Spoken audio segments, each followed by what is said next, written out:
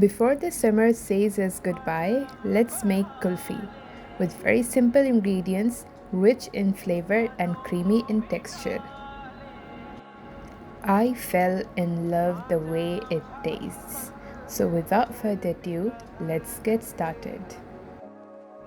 In a saucepan, I took around 1.5 liters of full fat cow milk.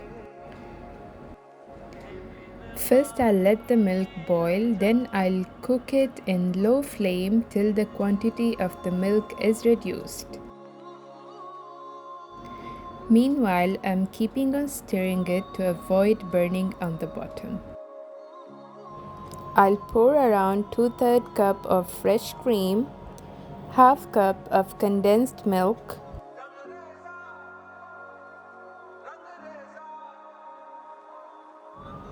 around 35 to 40 gram of khoya, which is mawa. Then I'll mix everything together and cook it in low flame for 20 to 25 minutes.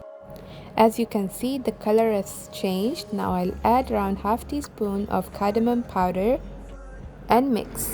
The kulfi mixture is ready. I'll let it cool down and then pour it in mold.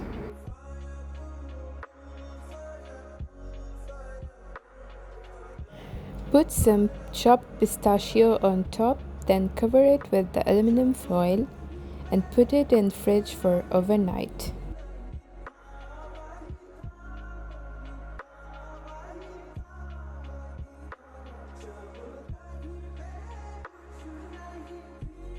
So some kulfi mixture was remaining. I thought to freeze them too. I've poured them in a steel pot, and I'll also freeze this by covering it in aluminum foil for 24 hours.